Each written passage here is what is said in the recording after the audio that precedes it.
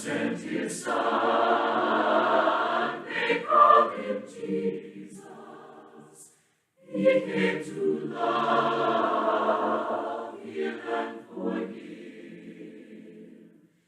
He lived and died to buy my pardon. An empty grave is there to prove my Savior lives. Because he lives, I can face tomorrow. Because he lives, all fear is gone. Because I know he holds the future, and life is worth the living just because he lives.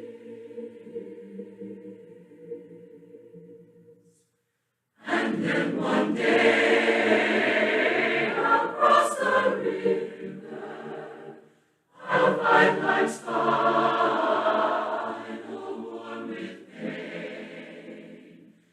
And then as death gives way to victory, I'll see the lights of glory and the glory lives. Because he lives, I can face tomorrow. Because he lives, all fear is gone. Because I know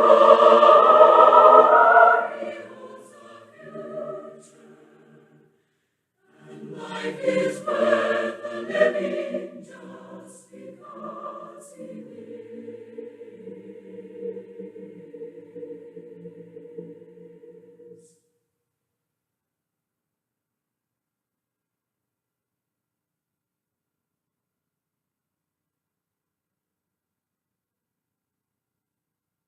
Give me the Bible, star of gladness gleaming, to cheer the wanderer, lone and tempest tossed.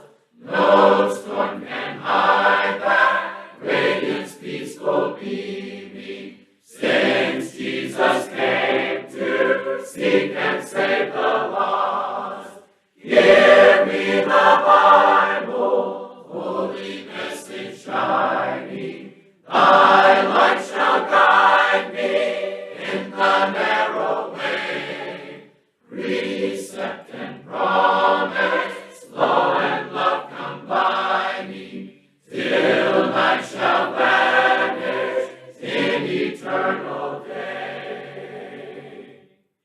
Give me the Bible, lamp of life immortal, hold up that splendor by the open grave. Show me the light from heaven's shining portal. Show me the glory filling Jordan's wave. Give me the Bible, holy message shining. Thy light shall guide me in the narrow way. Precept and promise, law and love combining, till night shall vanish in eternal day.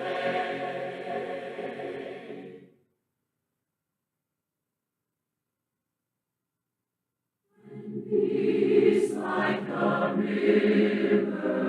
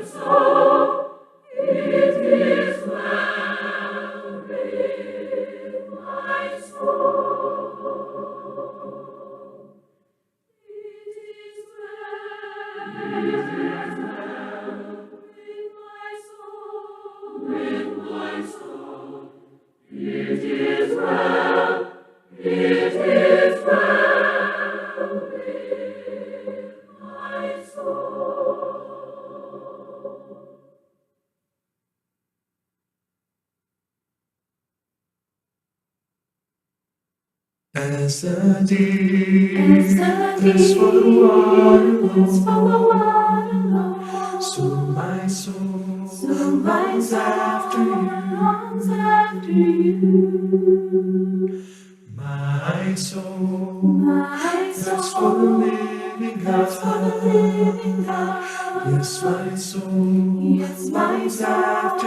longs after you. And I pour out my soul deep within me.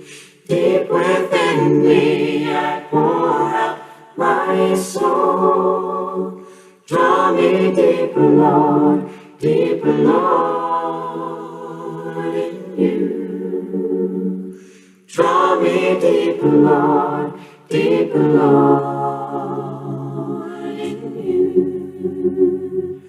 As the deer thirsts for the water, Lord, so my soul longs after you.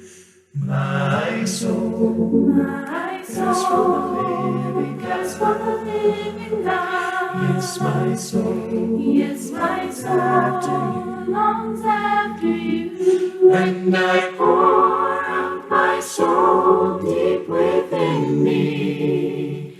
Deep within me, I pour out my soul. Draw me deeper, Lord, in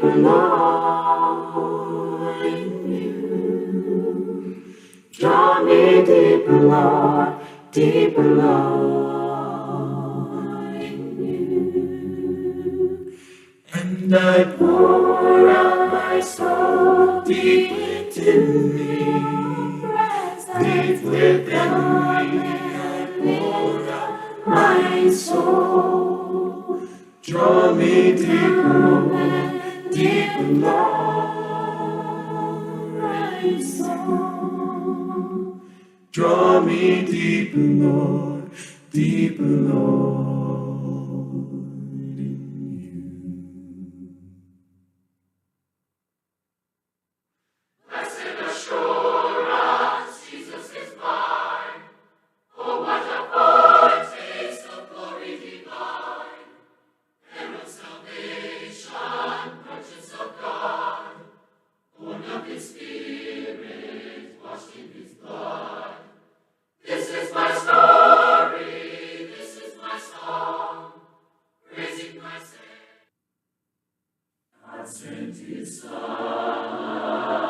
they called Him Jesus. He came to love, heal, and forgive. He lived and died to buy my pardon. An empty grave is there to prove my Savior lives. Because He lives, I can face tomorrow. Because He lives, all fear is gone. Because I know He holds the future, and life is worth the living just because He lives.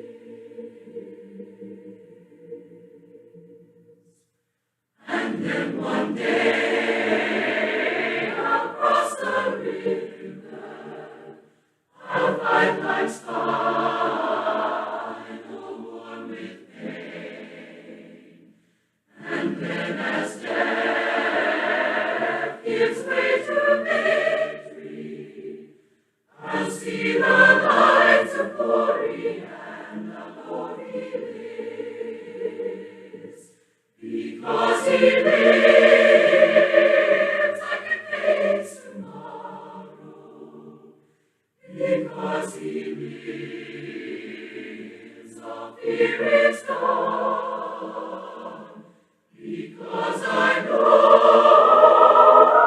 He holds the future, and life is worth the living just because He lives.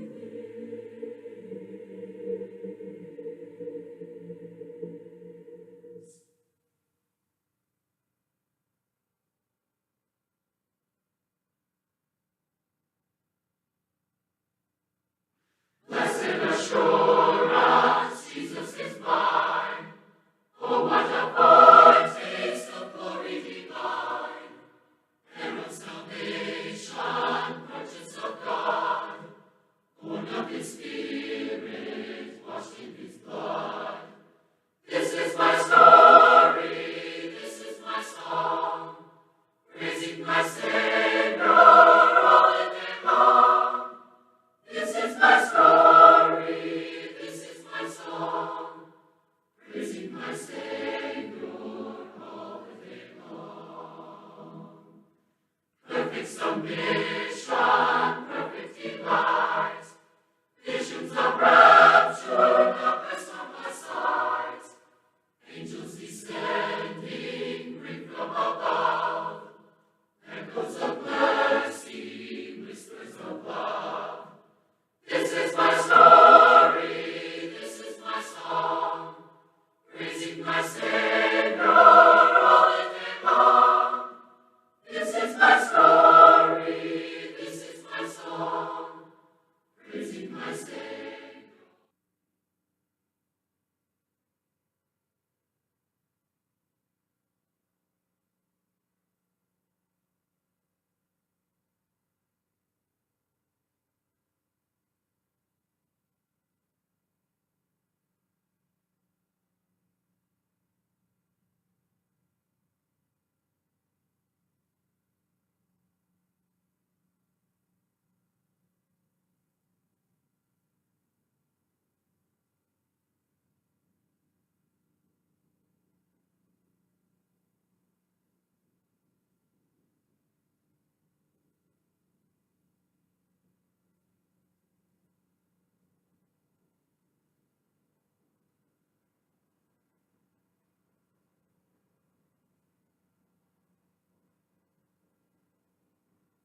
All right. Hey, every mic is always hot. Sit down, Allison. Your name is Allison Merrill. Sit down. I don't care. What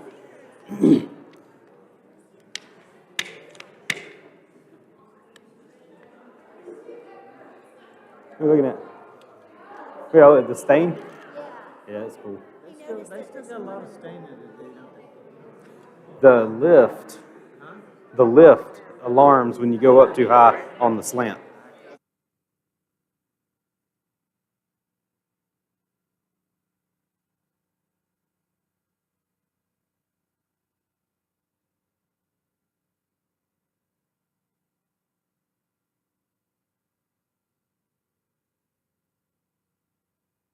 Good. All right.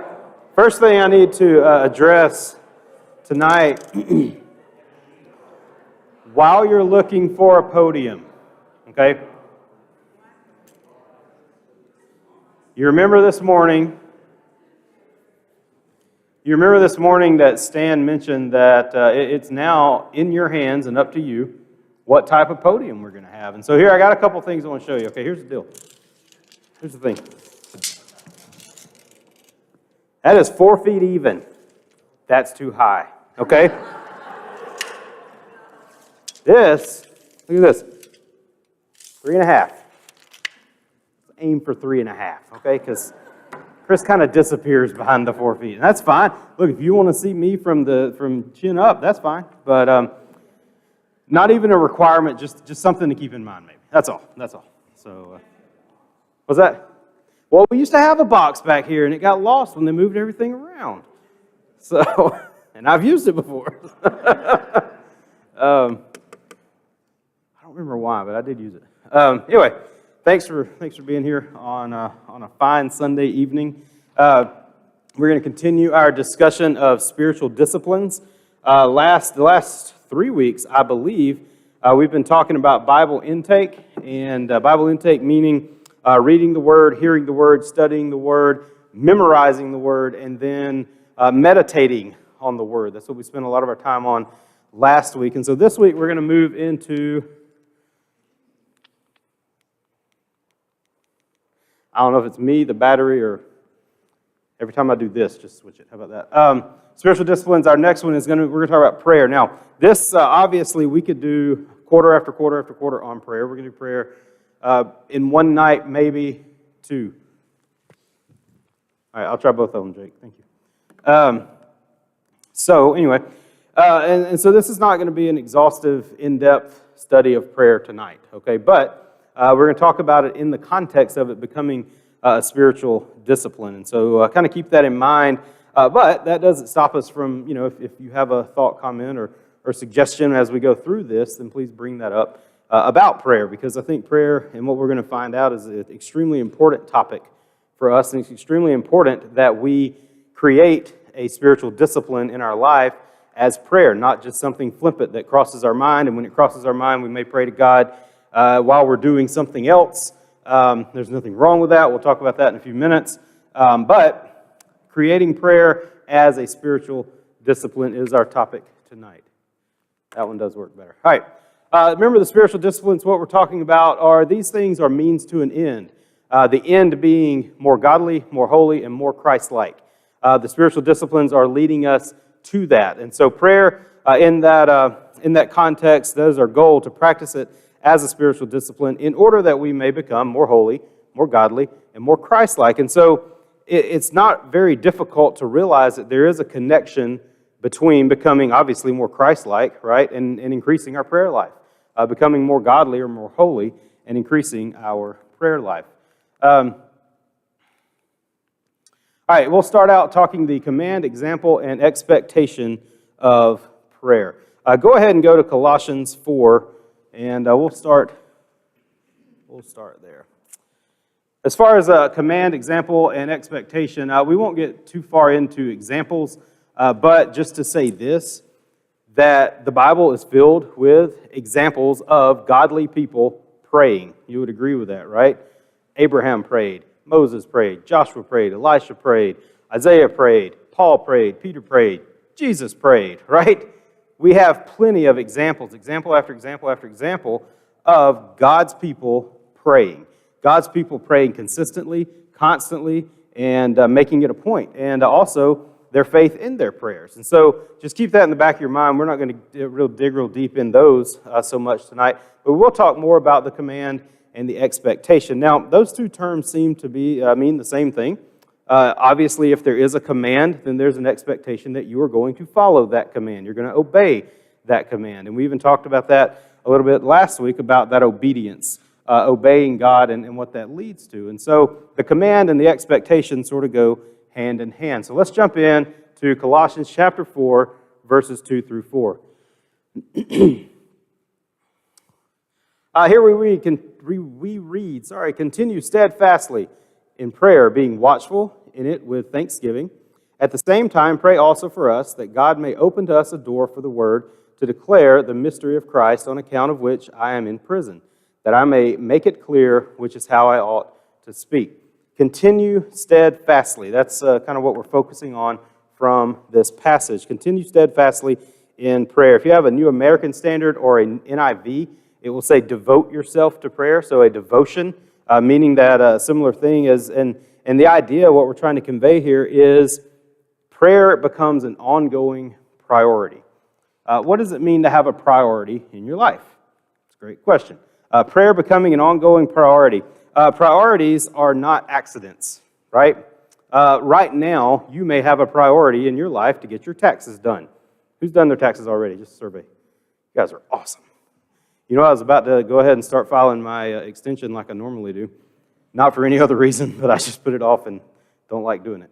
But we got a whole month. I was riding down the road, and the guy came on. He says, hey, they're extending the tax deadline to May the 15th. I was like, yes. And Logan said, what is that all about? Is that some adult thing? I was like, yes, it's a very adult thing. Don't worry about it. There'll be plenty of time to worry about taxes. But that might be a priority right now. So what does that mean if you're setting something as a priority? You're not going to do your taxes on accident, right? It is something that you're going to do intentionally. Things that are priorities in our lives are intentional. We are going to do them on purpose. And so you're talking about making prayer a priority, continuing steadfastly in prayer. We don't pray on accident, all right? We're going to pray intentionally. Not only that, part of something being a priority in our life is that we are going to give it the effort and the time that it deserves. Go back to taxes. This is not something you can just speed through. A lot of times we give it to someone else to worry about, and if you can do that, that's fantastic. But even if you do it yourself, it's going to take some time, and it's going to take a little bit of planning. That moves us on, I think, to the next one. A little bit of planning, a little bit of time, and an effort to make this thing happen. That's what priorities are. Also, you see up there that priorities not only take planning, but a little bit of sacrifice.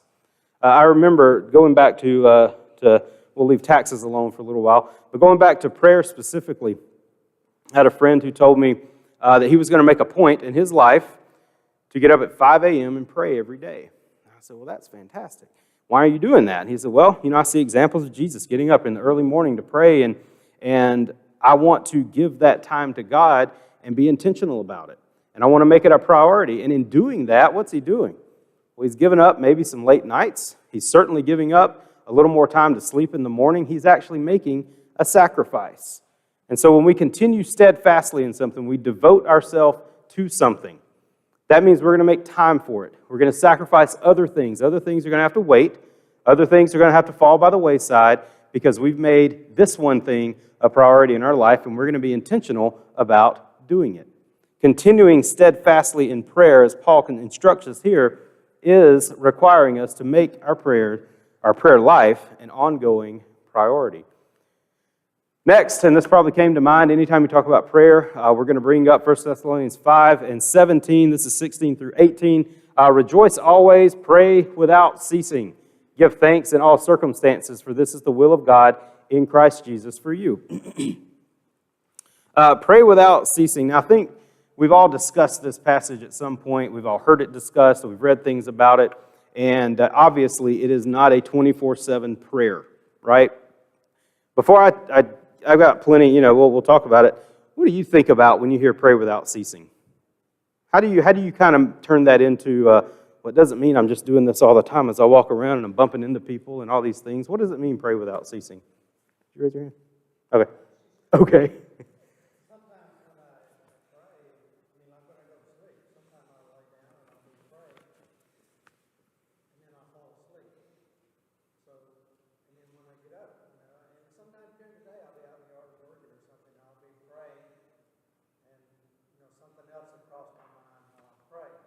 Mm-hmm. A prayerful mind. Yeah, a prayerful. We both had trouble with that one, didn't we? It's having a mindset of prayer. And I like the way you described that, whether it's late at night or just walking through your day. And prayer is on your mind. Maintaining a habit of praying frequently. Almost like a conversation that may get interrupted by some things, but you can always come back to that conversation and kind of keep talking. Ken?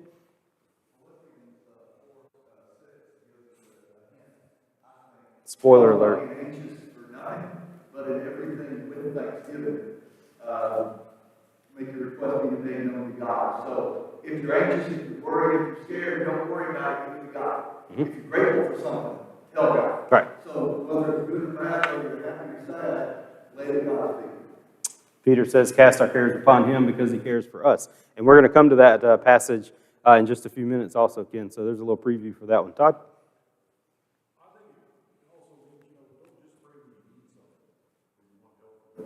Mm-hmm.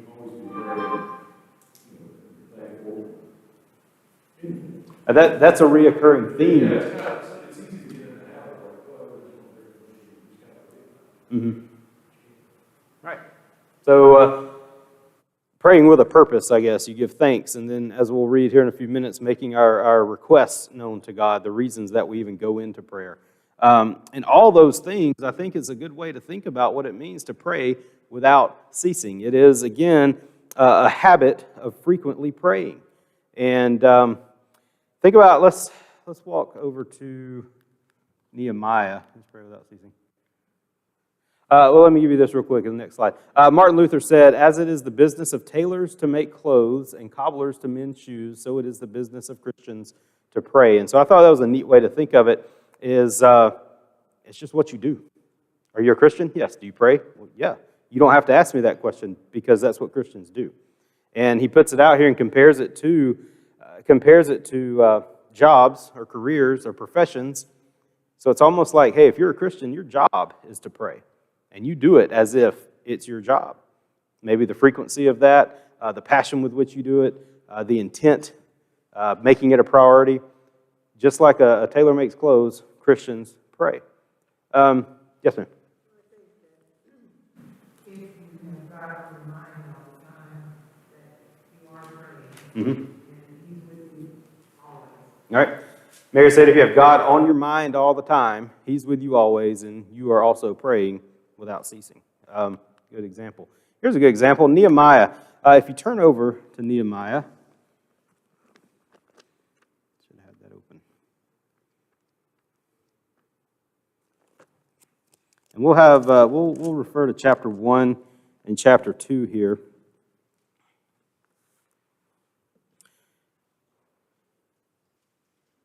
So Nehemiah chapter 1, and you find out there in verse 3, is he's concerning Jerusalem and the condition of the city. It says, and they said to me, the remnant there in the province who had survived the exile is in great trouble and shame. The wall of Jerusalem is broken down, and its gates are destroyed by fire. As soon as I heard these words, I sat down and I wept and mourned for days, and I continued fasting and praying before the God of heaven.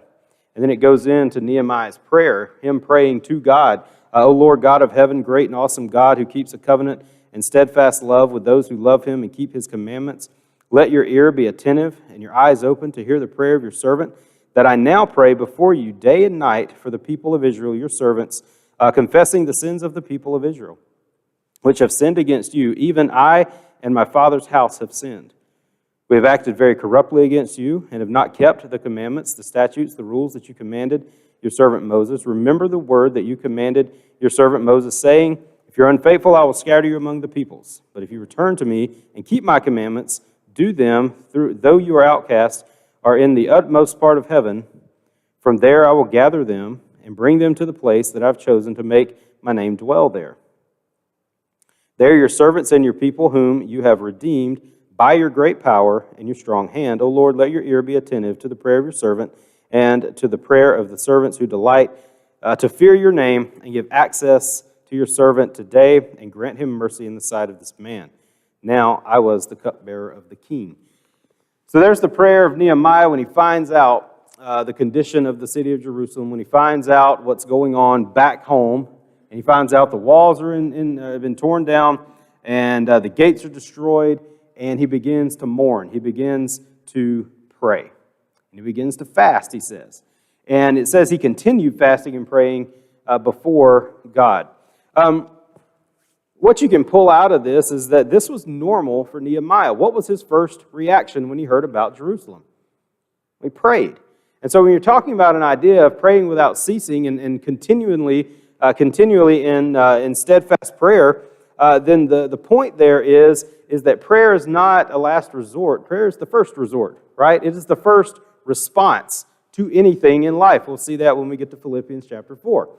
It is the first response. And so when Nehemiah heard these things about the city of Jerusalem, his first response was to fall down and pray to God. Now, if someone has that reaction or response to what he heard, that tells me that this is a habit. This is something he does frequently. This is not out of the ordinary for him. As we go into chapter 2, what we find out is he goes before the king, right? And as he goes before the king realizes that he doesn't look well. He says, you're not sick, but I can tell there's sorrow. You look sorrowful. Well, what does he say? He said back in 1, he said, I've been praying continually and fasting continually. And so now he comes before the king, and the king says, he's asking him what's wrong. Let's pick up in verse 3 in chapter 2. He said, I said to the king, let the king live forever. Why should my face not be sad when the city, the place of my father's graves, lies in ruins, and its gates have been destroyed by fire? Then the king said to me, what are you requesting? So I prayed to the God in heaven, and I said to the king. Now, we just read one chapter 1, verses 4 through, 11 or 12. It ends in verse 11. Big, long prayer, and you get the whole thing, and you can see that he said, listen, I'm on my face, and I'm mourning, and I'm weeping, and I'm fasting, and I'm praying, and these are the words that he's pouring out to God. But in chapter 2, all he said was, so I prayed to the God of heaven. As he's standing before the king. So when you do the pray without ceasing, this idea, we realize at the end of chapter 1, he has a job, right? So even as he continues in prayer and fasting, he's still going about his daily life. As he's standing before the king, he prays. Have you ever thought about that? Have you ever prayed real quick in your mind, standing before someone? Maybe before a test. That's probably a good example. Just a quick prayer. But I think what this shows us, when you think of this idea of someone who is with God all the time, they have a godly mindset and a prayerful mindset, then it's pretty easy for Nehemiah as he stands before the king and he knows what he's about to ask of the king. And he knows that at any point the king could do away with him, right? I mean, he's already tasting his cup to make sure it's not poison. So at any point, he could be removed from his position. He could be killed. He could say the wrong thing and be replaced. And he's about to ask if he could go home and repair these walls. But before he does, even standing before that king, in his mind, he's able to pray to God. That tells me that this is a person where prayer is the first response for everything. And that, for me, is a great example of understanding this idea of praying without ceasing. He's about to enter into something that's very difficult, maybe ask him something that's very difficult. Maybe it's one of those situations where you've rehearsed the conversation over and over in your mind before you get there. But even with all that, the king says, "What are you asking? What are you requesting?" I prayed to God, then I said to the king.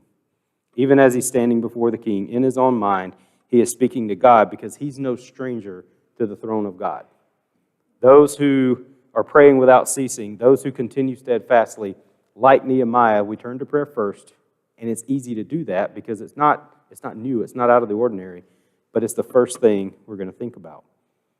You think about how that prayer looked compared to the prayer in chapter 1. Obviously, it looks totally different, and it gives us a pretty good insight of, it doesn't always have to be falling on your face, praying to God and beating your chest, and other examples of the posture of prayer. Again, we're not going to get in to all of that tonight. This is not an exhaustive study, but the idea of praying without ceasing, that's the idea, once again, of having prayer be our first response, a frequent habit in our lives. And when we live a life like Nehemiah, we can turn to prayer immediately and turn to prayer first, no matter what is coming at us. Let's go over to Philippians. I picked up the wrong one. Chapter 4. And Ken gave us a little preview here. So let's read that passage. Philippians chapter 4 is what we're focusing on. Verse 6. We'll start in verse 4. Rejoice in the Lord always. Again, I will say rejoice. Let your reasonableness be known to everyone. The Lord is at hand. Do not be anxious about anything, but in everything, by prayer and supplication, with thanksgiving, let your requests be known to God. And the peace of God, which surpasses all understanding, will guard your hearts and your minds in Christ Jesus. So, one thing to point out is when we read back in Thessalonians chapter 5, we noticed the connection between joy or rejoicing in prayer. Here we see that same thing once again, joy. He says, rejoice in the Lord always. Again, I say rejoice. And then he starts talking about prayer. And so you kind of see the relationship there in a joyful life and a prayerful life. We also see thanksgiving is a theme that has popped up back in Colossians and now again in Philippians. So just a quick aside there to realize that these things do indeed go hand in hand. But the question is, okay, I'm learning to continue steadfastly in prayer. I'm learning to pray without ceasing. What do I take before God? What does it say? What do I pray about? You can say it, it's all right. They can't hear you online, but you can still say it. But in everything, right? So what do I go before God with? Nehemiah heard about the city walls and he went before God. Nehemiah had a great difficult question to ask the king, so he took it to God. Everything by prayer and supplication. With thanksgiving, let your requests be known to God. Everything goes to God. And I think that's exactly what Ken was alluding to. Good, bad, worry, whatever it might be, take it to God. With all this, I guess we still have to ask the question, with these commands and the examples we talked about, understanding also the expectation to pray. So it's a little different than just a straight command. When you're given a command by God, we're expected to follow that command. Think back in Matthew chapter 6, though. Matthew chapter 6 and verse 5, 6, and 7 all start with these words. And it's Jesus talking to the apostles, when you pray. and when you pray. And when you pray. 3 times he says it in those 3 verses. And what does that tell you? He's assuming that they're already praying. He's assuming that if you're God's people, if you're my followers, then you're already praying. So when you pray, this is how I want you to do it. And so as far as the command, expectation, the examples of prayer that we find in Scripture, the expectation, obviously, from God, He expects us to pray. Okay? He expects to hear from His people. And so I think that's very clear in other examples, but I think Matthew chapter 6 makes it very clear for us as well. Making prayer a discipline, a priority, is going to require time, effort, sacrifice. We have the expectations set here and repeated by Jesus. We have the commands that we just talked about that are written by Paul, and then others we could actually go on and on about that command and expectation. We have the examples that are set out. And what that tells me is that when I come up with too little time, too little desire, too little experience, whatever excuse that I want to use for me to not pray does not exempt me from the expectation that God's people pray. It's all there for us to find out. It's all there for us to learn and to read and to understand throughout Scripture, from the very beginning all the way through. There's no excuse for us to not be praying. Things change in life, whether it's work, priorities, locations, whatever it might be, but our prayer life, and then even connecting that back to what we talked about the last couple of weeks, our life in the Word, Bible intake, those things are non-negotiable. That's why they must become spiritual disciplines in our life, and that's what's going to lead us to be more Christ-like, more holy, and more godly people. With all that, though, I would guess that, even in a crowd like this, there are those of us who sometimes struggle in our prayer life. And maybe your prayer life looks something like this. Maybe your prayer life has peaks and valleys. And maybe there's times where you feel like you're in one of the best relationships with God that you've ever been in throughout your entire life. And it is a constant conversation. And you're seeing God work in your life. And maybe there's times where you're at a low point. And you kind of think to yourself, and I wonder why I'm not praying. What's happening? And you kind of see some things working in your life, and it's kind of got you down. And I think we probably all go through those, whether it's in our prayer life or whether just in our other relationships in life. Sometimes there are valleys and there are peaks, and we're going to move through these things. And, wherever you are tonight in that, hopefully, we can encourage each other to pray more, pray better, and create that as a spiritual discipline in our life, something that we will make a true priority. So that question being is, what causes us to struggle in our prayer life? And before we start there, that first one, obligation or opportunity, do you have just a quick answer? What causes you sometimes to struggle in your prayer life, or do you? I have. I don't think I'm the only one. I think I learned a long time ago, if you're going through something, there's a whole bunch of other people that have been through it. Anybody got anything they want to share? I just wanted to open that up. It's not like confession time, so unless you want to, we can do that. What causes, in general, us to struggle in our prayer life sometimes? That's a great one. Distractions. Again, other priorities pushing out what we thought were our priorities, right? Something has to be sacrificed. Something maybe has to be cut. Anytime we make one priority, there's probably some other things that are going to have to fall away. What else? I think just time. Time? Maybe the time extends at this point. Sometimes we are watching, long movie, but yet we start tapping the watch. Service takes us in prayer. Mm-hmm. It's like, I need to pray. Well, I really got to eat this. We don't prioritize it. So actually creating a time, carving that time out. I have to do that. To read without distractions. And what I do is I have to set my phone for a timer, so I give myself a certain amount of time so that I will actually read a substantial amount and not just read a paragraph or two and be like, wow, that was great. And that's for any book. That's not just Bible reading. That's any book. But with setting my timer, I have to also put my phone on Do Not Disturb so that it doesn't go zzz, zzz, and you open up and you see a text and boy, it's done. It's over. Because you got to reply to it, or you got to hear a voicemail. That email you've been waiting on finally came, or whatever it might be. And so distractions and actually carving out time to do it. Anything else? I got a couple we'll talk about. Yeah. I think it was last week, I saw something in a restaurant that I rarely were going to see. And another family praying for their need. And that's something we've always done because it's second nature and Sure. automatic for us. But I think a lot of people don't pray Mhm. because they're self-conscious. What are other people going to think? Or there's just maybe they're just self-conscious about it, and maybe they're even embarrassed, which is kind of sad. But what are other people going to think of me facing and praying? Sure. Yeah, that probably applies to anything we do. We always wonder what we look like to other people, probably in error a lot of times. I thought you were going to say something you didn't see at a restaurant was a timely refill, because I struggled with that even today. So, but that's good. That's good, Brian.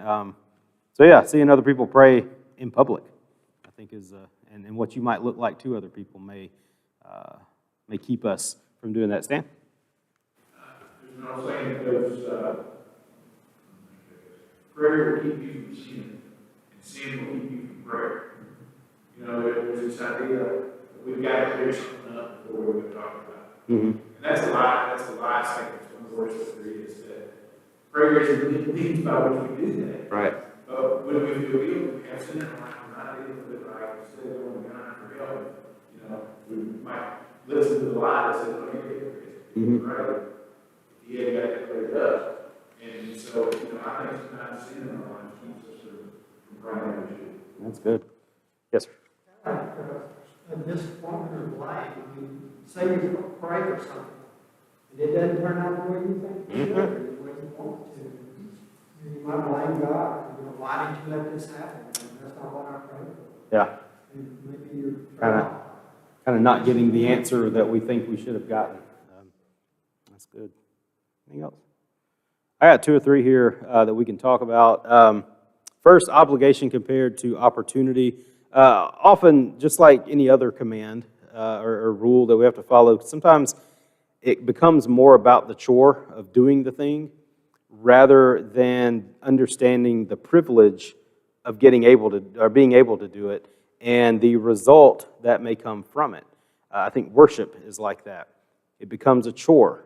We have to go to church, and we lose sight of the worshiping with God's people, the command to worship, and the side effect that we receive from worship. Our worship to God, obviously, is what we're here to do, but we also are encouraged and we're uplifted by being together with God's people. And so we lose sight of those things, and it just becomes a chore. Same thing with prayer.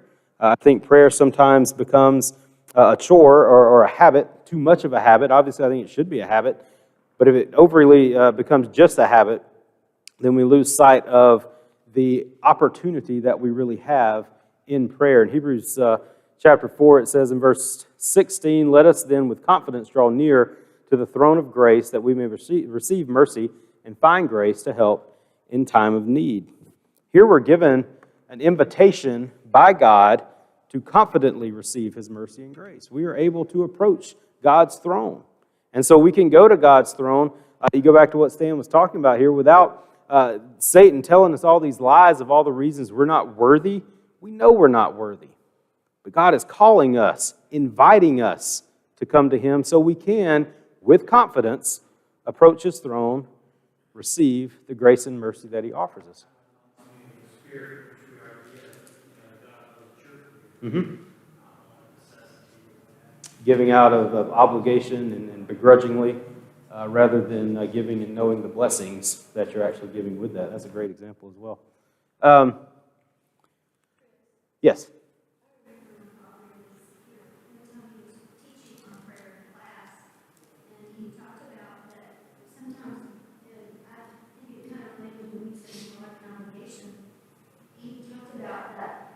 Sometimes we wind up getting in the habit of what we call pop-up prayers, where it's just, oh, I pray, and you just kind of do it, and not really think about it, and it's sort of a checklist. Mm-hmm. And instead of making that time for deep prayer, and the time that you feel like you're spending with God, instead it's pop-up prayer. And I always remember that He I don't remember that. That's good. A Pop-Tart prayer. I thought you might be referring to actually praying over your Pop-Tart, which now food prayers are different. Food prayer may not necessarily be the time to bring up everybody and everything you need to pray for because it's kind of time to eat. And, stomachs will start growling and things like that. There's different reasons to pray. Remember that. But I think in this case, you're talking about just a quick get it out so I say I did it. We even talked about that in our Bible reading. Let's blow through, a chapter so I can check off my list. And that falls under that idea, I think, of becoming more of an obligation than realizing the opportunity, really the privilege that we have to approach the throne of God. Moving on to doubt. And I think a couple of these comments really play into doubt, and especially, Scott, what you were talking about. A lot of times we have improper expectation of prayer. I pray, it should happen. And maybe that's sort of a Pop-Tart prayer. You put that thing in there and 30 seconds later, I've got breakfast, right? Well, God's not a microwave. That's not how it works. It's not going to be a quick thing. He is going to answer the way He is going to answer, and that answer, even on a spiritual level, may not be something we can see immediately, may not be something we can see for years, but we do need to know that God answers our prayers. We need to know that God answers our prayers. It may not be the answer that we requested, it may not be the time frame that we gave God, but God answers prayers. And I think that's where sometimes doubt, whether it's because of our sin, whether it's because we have not received an answer or the answer that we have wanted. Paul, he prayed, right? He prayed 3 times to have that thorn removed, and it was not. And then he found out why. He figured it out. And so don't let that create doubt in our mind and say that God doesn't answer my prayer, because we have a promise that God indeed does answer our prayer. And if God says He answers our prayers, then God answers our prayers. Matthew 7 through 11. I don't know if you can remember the first time you read this passage. I wonder if you can think of it as if this is the first time you read this, because we read it so much that you could probably go ahead and finish it as we start. One of those things that we memorized over time, kind of by accident, because we read this one a lot. I think it's something that's very well known. Ask and it will be given to you. Seek and you will find. Knock and it will be open to you. For everyone who asks receives, and the one who seeks finds, and the one who knocks it will be open. Or which one of you, if the son asks him for bread, will give him a stone? Or if he asks for fish, will give him a serpent? If you then, who are evil, know how to give good gifts to your children, how much more will your Father, who is in heaven, give good things to those who ask Him? Is that a promise? I think it's a promise. Jesus said it. He said, if you ask, you will receive. If you seek, you will find. If you knock, it will be opened to you. God hears and answers the prayers of His people. So, and let me kind of touch on that too. I love this part where it says if your son asks for bread and you're going to give him a stone, it's not that God has given us this command to I want you guys to pray to me, and He's just kind of up there laughing and mocking us, saying, I'm not going to give you that. That's not the kind of God we serve. If God says, I want you to pray and I want you to give me your requests, we just read, 2 or 3 times, making your requests known with thankfulness and with joy. If He told us that, then He is going to answer those prayers. He is going to hear those prayers and answer those prayers. It may not align with what we think the answer should be. It may not be the timing, and we may have to look back every now and then and find that answer, or it may be as clear as day the next day, okay? But don't let that doubt creep in to our prayer life. Scott? Years ago, there was a country song about unanswered prayers. Oh, yeah, I think that's it. I'm sorry. There really is such a thing as unanswered prayers. I think God answers every prayer. What was Paul's prayer about his thorn in the flesh? It wasn't removed. I don't recall God saying, I'm not going to do it. He just didn't do it. You didn't ignore Him, but the answer was no. That was his answer, that you're going to continue with this thorn in the flesh. I'm sure that's what Garth Brooks meant. It was a terrible song. That's part of the relationship that you have with God, too, is you start to understand and be able to perceive some of those answers that you might not have otherwise, right? Like with my kids, I don't always give them a straightforward answer, right? And so, You don't give anybody a straightforward answer. But in so doing, like even with Harper, she'll catch on with what I'm trying to get at without giving her the simple, three-point answer there. Mhm. So that's our relationship, the more that we have with God, the more that we see and can perceive what the answer is that He's trying to show us. Good. So take that, the comments here, take the passage here from Matthew chapter 7, and let's bump that up against James chapter 1, 5 through 8. If any of you lacks wisdom, let him ask God, who gives generously. Once again, God gives generously to those who ask. If you ask, it will be given to you, right? And to all without reproach, sorry, I interrupted myself, I had to find my place. And it will be given to him. But let him ask in faith with no doubting. For the one who doubts is like a wave of the sea that is driven and tossed by the wind. For that person must not suppose that he will receive anything from the Lord. He's a double-minded man, unstable in all his ways. So the key here is if we're asking faith. Have you ever prayed, and in the back of your mind you think, well, I'm going to try, but I doubt God's going to answer this prayer? I have. Again, I hope I'm not the only one. I'm going to throw it out there and admit it. I bet you a lot of us have, and maybe we've talked ourselves out of praying for something before we prayed for it because we already decided what the answer was. And you probably did that with your parents growing up. Your kids are probably doing it with you, right? If you have younger kids. Dad, I already know you're going to say no, but... And boy, they're really hoping. They're really hoping you're going to be like, oh, I'm so sorry, here, yes. I'm like, if you think I'm going to say no, then yeah, you're right. So don't lead in with it. Give me a little credit. But James warns us, he says, don't ask in doubt, ask in faith. And you ask in faith because Jesus has already said, when you ask, I will answer. When you knock, I will open. When you seek, you will find. And so, I guess if you pray for something, maybe over several years, and I've had some prayers that I've prayed for several years that have not yet been answered the way I want them answered. That's the way I'm going to put it. I'm not saying it's not being answered. I have yet to see the answer myself. I don't think God has ignored me, and I don't think this has fallen on deaf ears. I don't think, I do think that God maybe has answered this, but I have not come to realize it. But it can affect my faith. When a prayer goes unanswered in our mind, perhaps we should not look at God and wonder why, but let's look at us and wonder what's wrong with the ask. Could there be something wrong with the prayer? For example, if I'm praying for something that's outside the will of God, it's probably not going to happen, right?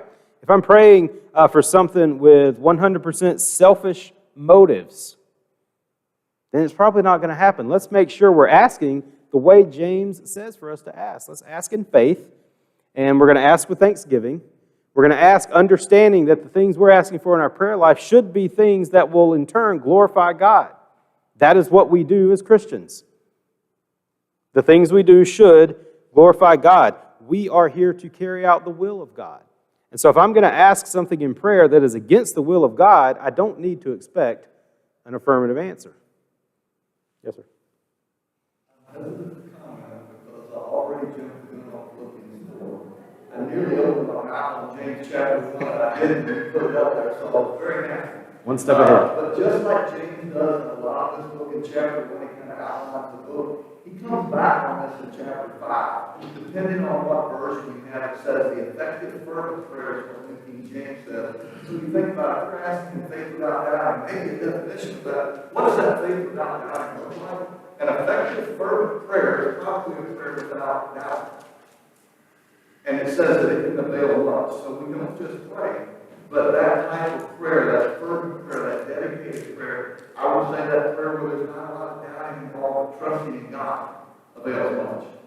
And we'll do that. We'll go to James chapter 5:13. What Ken's referring to is anyone among you suffering, let him pray. Anyone cheerful, let him sing praise. Is anyone among you sick? Let him call for the elders of the church. Let him pray over him, anointing him with oil in the name of the Lord.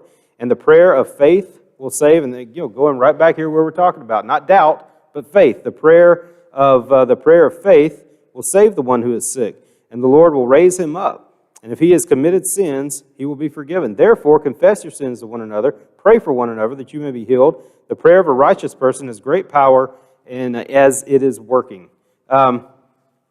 Next verse, Elijah, don't stop too soon. Elijah was a man with a nature like ours, and he prayed fervently that it might not rain. And for 3 years, 6 months, it did not rain on the earth. Then he prayed again, and heaven gave rain, and the earth bore its fruit. My brothers, if anyone among you wanders from the truth, someone brings him back. Let him know that whoever brings back a sinner from his wandering will save his soul from death and cover a multitude of sins. So it goes back again. He starts and ends with that same idea of a prayer of faith rather than a prayer of doubt. God is certainly not a God that is just trying to frustrate us. He's not a God that wants to create doubt in our lives. He is a God that wants to give good gifts. You know, I love that part here, there in the last couple of verses here. I guess it's probably verse 10 and 11. If you then who are evil know how to give good gifts. You know how to give good gifts? You know, it's one of the 5 love languages is gift giving.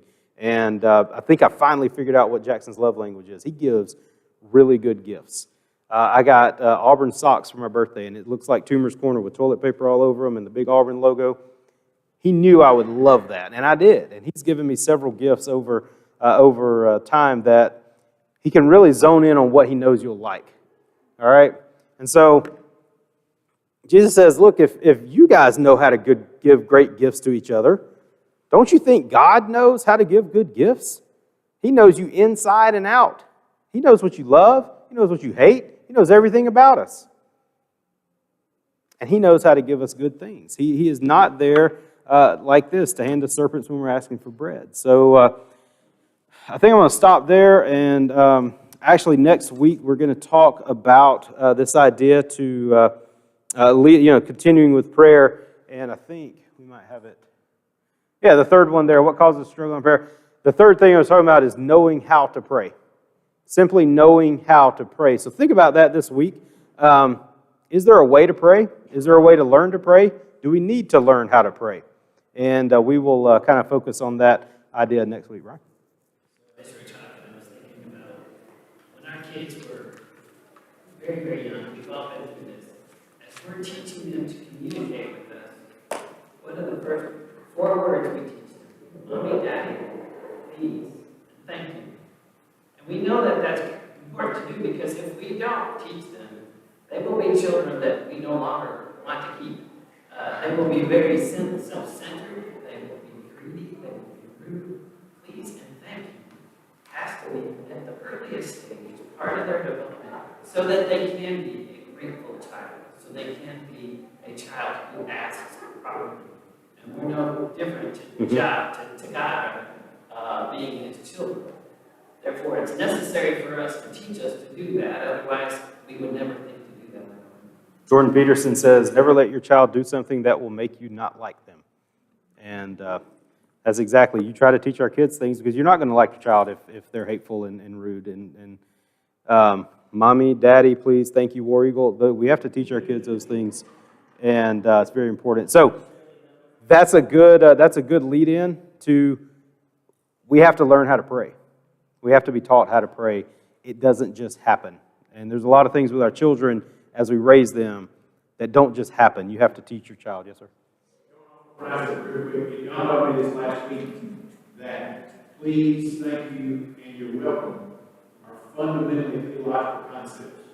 That all 3 of those statements, we can move into the realm of our relationship with God, and they are fundamental. You know, this reliance on God that expresses itself in please, this immense acknowledgement of everything that we have from God. Thank you. Right. You're welcome. That what we have is yours because what you have done for us. These are fundamentally theological words. All right. That's a good lead-in for next week. Good way to wrap it up. Thank you, sir. And y'all have a wonderful week. Thank y'all.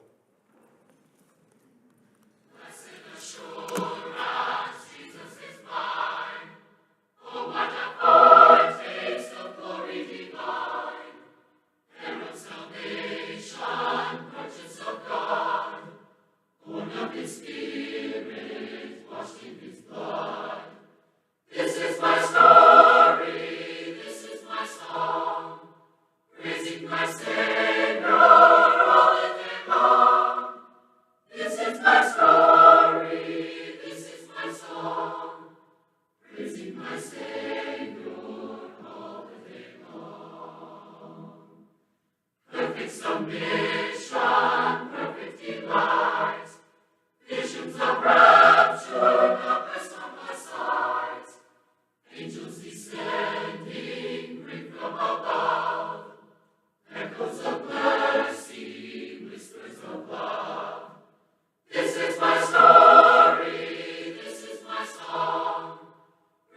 my Savior.